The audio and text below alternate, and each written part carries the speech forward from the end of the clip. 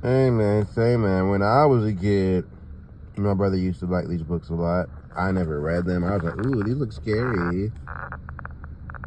Let's not even read the back of the book, man. Let's just get in. Let's let the suspense build up. For Beatrice, when we met, you were pretty and I was lonely. Now I am pretty lonely? Wow, bro. Come on. Don't be so self-depreciating. Okay, listen. Chapter 1. A man of my acquaintance once wrote a poem called The Road Less Traveled, describing a journey he took through the woods along a path most travelers never used. The poet found that the road less traveled was peaceful but quite lonely, and he was probably a bit nervous as he went along, because if anything happened on the road less traveled, the other travelers would be on the road more frequently traveled, and so couldn't hear him as he cried for help. Sure enough, that poet is now dead. Okay.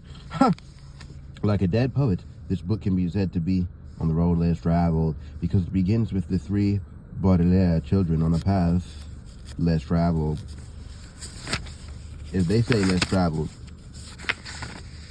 okay, leading through the Mortmain Mountains. The Mortmain Mountains, which is not a popular destination for travelers, and it ends in the turning waters of the stricken stream, which few travelers even go near. But this book is also on the road less traveled, because unlike books most people prefer, which provide comforting and entertaining tales about charming people and talking animals, the tale you are reading now is nothing but distressing and unnerving, and the people unfortunate enough to be in the story are far more desperate and frantic than charming, and I would prefer not to speak about the animals at all.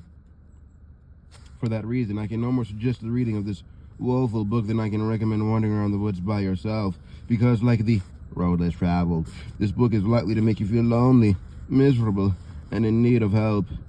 The Baudelaire orphans, however, had no choice but to be on the road less traveled. Violet and Claus, the two elder Baudelaires, were in a caravan traveling very quickly along the high mountain path. Neither Violet, who was 14, nor Claus, who had recently turned 13, had ever thought they would find themselves on this road, except perhaps with their parents on a family vacation. But the Baudelaire parents were nowhere to be found after a terrible fire destroyed their home, although the children had reason to believe that one parent may not have died in the blaze after all. And the caravan was not heading up the Mortmain Mountains towards the secret headquarters the siblings had heard about and were hoping to find. What? The caravan was heading down the Mortmain Mountains very quickly, with no way to control or stop its journey, so Violet and Klaus felt more like fish in a stormy sea than travelers on a vacation. But Sonny Baudelaire was in a situation that could be said to be even more desperate. Sonny was the youngest Baudelaire, still learning to speak in a way that everyone could understand, so she scarcely had words for how frightened she was. Hey man, I don't have that much time before. Actually, no, I do. I got 15 minutes. Sonny was traveling uphill towards the headquarters in the Mortmain Mountains. Let me turn my phone on Do Not Disturb before somebody tries to call me and disturbs me. So yeah, what was I saying? Oh yeah, Sonny was traveling uphill towards the headquarters in the Mortmain Mountains in an automobile that was working perfectly, but the driver of the automobile was a man who was reason enough for being terrified. Some people called this man wicked, like the movie. Some called him Fascinorus, which is a fancy word for wicked, but everyone called him Count Olaf, unless he was wearing one of his ridiculous disguises and making people call him a false name. Count Olaf was an actor, but he had largely abandoned his theatrical career to try to steal the enormous fortune the Baudelaire parents had left behind.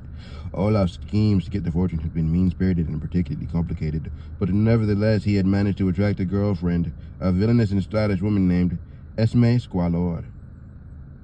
Okay. Who was sitting next to Count Olaf in the car, cackling naturally and clutching Sonny on her lap. Also in the car were several employees of Olaf's, including a man with hooks instead of hands. Two women who like to wear white powder all over their faces. Ew. I mean, if that's you, that's you. You know what I'm saying? And three new comrades Olaf had recently recruited at Caligari Carnival. The Baudelaire children had been in the carnival too, wearing disguises of their own, and they pretended to join Count Olaf in their treachery. But the villain had seen through their ruse, a phrase which here means realized who they really were, and cut the knot attaching the caravan to the car, leaving Sonny in Olaf's clutches and her siblings tumbling toward their doom. What? So they kidnapped Sonny? Sonny sat in the car and felt Esme's long fingernails scratch her shoulders, and worried about what would happen to her and what was happening to her older siblings as she heard their screams getting fainter and fainter as the car drove further and further away. We have to stop this caravan, Klaus screamed. Hurriedly, he put on his glasses as if by improving his vision, he might improve the situation. But even in perfect focus, he could see the predicament was dire. The caravan had gotten away. Served as a home for several performers at the carnival's House of Freaks before they defected, a word which here means joined Count Olaf's band of revolting comrades. And now the contents of this tiny home were rattling and crashing with each bump on the road. Klaus ducked to avoid a roasting pan, which Hugo the hunchback had used to prepare meals and which had toppled off a shelf in the commotion. He lifted his feet from the floor as a set of dominoes skittered by, a set that Colette the contortionist had liked to play with. Wow. Colette the contortionist. And he squinted above him as a hammock swung violently overhead. An ambidextrous person named Kevin used to sleep in that hammock until he had joined Olaf's troop, along with Hugo and Colette, and now it seemed like it might fall at any moment and trap the Baudelaires beneath it. The only comforting thing Klaus could see was his sister, who was looking around the caravan with a fierce and thoughtful expression, and unbuttoning the shirt the two siblings were sharing as part of their disguise. Help me get out of this freakish pants we're both in, Violet said. There's no use pretending we're a two-headed person anymore, and we both need to be as able-bodied as possible. In moments, the two Baudelaires wriggled out of their oversized clothing they had taken from Count Olaf's disguise kit and were standing in regular clothes, trying to balance in the shaky caravan. Klaus quickly stepped out of the path of a falling potted plant, but he couldn't help smiling as he looked at his sister. Violet was tying her hair up in a ribbon to keep it out of her eyes, a sure sign that she was thinking up an invention. Violet's impressive mechanical skills had saved the Baudelaires' lives more times than they could count, and Klaus was certain that his sister could concoct something that could stop the caravan's perilous journey. Are you going to make a break? Klaus asked. Not yet, Violet said. A break interferes with the wheels of the vehicle, and this caravan's wheels are spinning too quickly for interference. I'm going to unlock those hammocks and use them as a drag chute. Drag chute, Klaus said. Drag chutes are a little like parachutes attached to the back of a car, Violet explained hurriedly, as a coat rack clattered around her. She reached up to the hammock where she and Klaus had slept and quickly detached it from the wall. Race drivers use them to help stop their cars when a race is over. If I dangle those hammocks at the caravan door, we should slow down considerably. What can I do? Look in Hugo's pantry, Violet said, and see if you can find anything sticky. When someone tells you to do something unusual without an explanation, it is very difficult not to ask why. But Klaus learned long ago to have faith in his sister's ideas, and quickly crossed to a large cupboard Hugo used to store ingredients for the meals he prepared. Why am I adding an extra word? The door of the cupboard was swinging back and forth as if a ghost were fighting with it, but most of the items were still rattling around inside. Klaus looked at the cupboard and thought of his baby sister, who was getting further and further away from him. Even though Sunny was still quite young, she had recently shown an interest in cooking, and Klaus remembered how she had made up her own hot chocolate recipe and helped prepare delicious soup the entire caravan had enjoyed. Klaus held the cupboard door open and peered inside, and hoped that his sister would survive to develop her culinary skills. Klaus, Violet said firmly, taking down another hammock and tying it to the first one. I don't mean to rush you, but we need to stop this caravan as soon as possible. Have you found anything sticky? Why am I changing words? I changed soon and quickly. Like, what's going on? Have you found anything sticky? Klaus blinked and returned to the task at hand. A ceramic pitcher rolled around his feet as he pushed through the bottles and jars of cooking materials.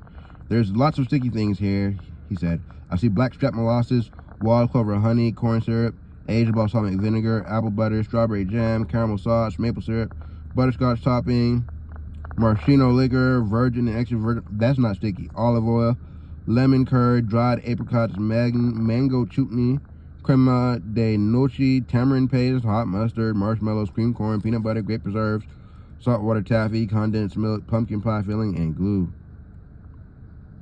I don't know why he kept glue in the pantry, but never mind. Which items do you want? All of them, Violet said firmly. Find some way of mixing them while I tie these hammocks together. Wow.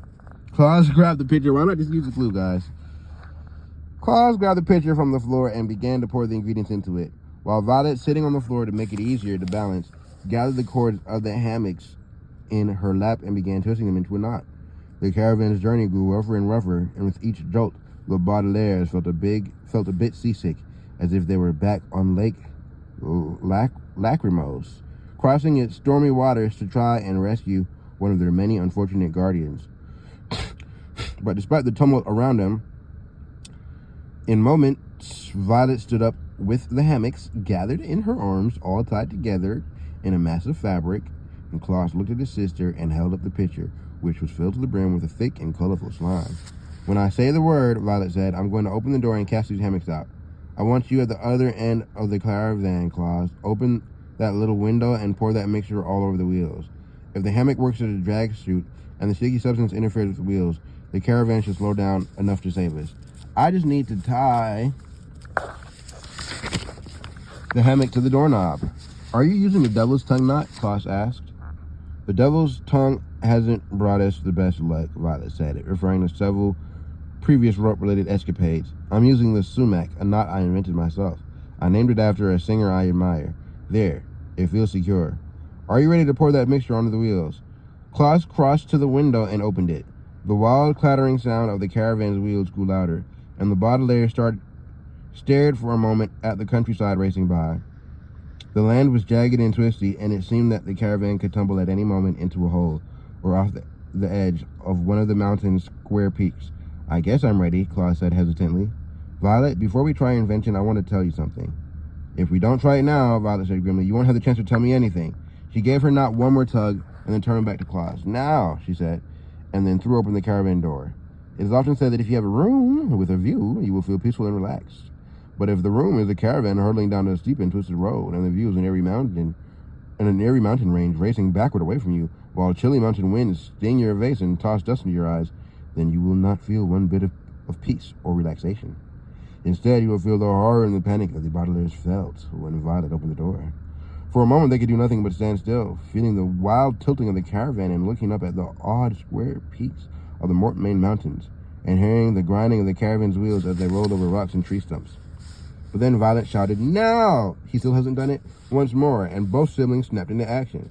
Klaus leaned out the window and began to pour the mixture of blackstrap molasses, wild clover honey, corn syrup, aged balsamic vinegar, apple butter, strawberry jam, caramel sauce, maple syrup, butterscotch topping, maraschino liquor, virgin and extra virgin olive oil, lemon curd, dried apricots, mango chutney, crema de noci, tamarind paste, de gnocchi. Is it gnocchi or noci? I don't know. Hot mustard, marshmallows, creamed corn, Italians, let me know. Peanut butter, grape preserves, saltwater taffy, condensed milk, pumpkin pie filling, and glue onto the closet wheels. When does this chapter end? Because I'm about to go inside to work, and this is just a long first chapter. Like, I might have to read to page 15 on y'all. Because what? Where's chapter 2? Where's chapter 2? Is it somewhere? Where is it? Ah, it's on page 24. And I'm on page 14. Alright, let's just see what happens when they pour this stuff on here. The hammocks immediately caught the rushing air and swelled out behind the caravan like enormous cloth balloons. Oh, yeah. Oh, look, her invention worked perfectly. Yep. The hammock, yep. Cloth balloons, yep. Okay, slowed the caravan down quite a bit. The way you would run much slower if you were dragging something behind you like a knapsack. Now, you know what? Look. I'm going to come back to right here on this page 14. Because I think something else is going to happen. I'm just reading ahead a little bit on the second page.